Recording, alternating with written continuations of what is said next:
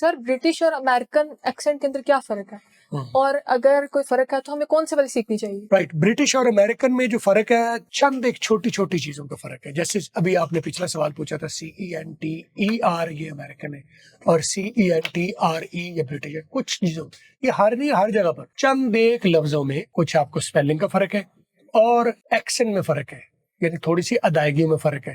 British والے T کو blast کرتے ہیں، امریکن والے آر کر دیتے ہیں، ٹی کا فرق ہو گیا. اور دو چار چیزوں کا فرق ہے، امریکن والے اے بولتے ہیں، برٹش والے آ بولتے ہیں. اسی کو برٹش والے او بولتے ہیں، امریکن والے آ بولتے ہیں. تو یہ چند ایک چیزوں کا، اے کا فرق ہے، او کا فرق ہے اور ٹی کا فرق ہے. تین چیزوں کا ایکسنٹ میں فرق ہے اور کچھ لفظوں میں اسپیلنگ کا فرق ہے. لیکن ان میں سے کوئی ایک بھی سیکھ لیتے ہیں تو آپ اوکے ہیں. اب اگلا سوال ہے کہ ہمیں کون سا سیکھنا چاہیے.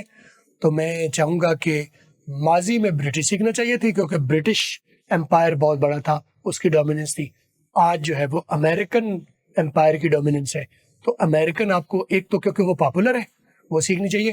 دوسرا ہماری زبان کے لیے ہمارے لیے امریکن سافٹ ہے، برٹش ہارڈ لینگویج ہے. تو دو وجوہات ہے میں بتا رہا ہوں، اور اس کو اڈاپٹ کرنا بھی آسان ہے. تین وجوہات: امریکن اڈاپٹ کرنا آسان ہے، امریکن سافٹ ہے ہارڈ نہیں ہے، اور امریکن پاپولر ہے. تین وجوہات کی وجہ سے میں آپ کو ریکمینڈ کروں کہ آپ کو امریکن سیکھنا چاہیے. جب آپ امریکن سیکھ جائیں گے تو آپ کو فرق کرنے کی ضرورت ہی نہیں ہے. امریکن سیکھو، ٹھیک ہے؟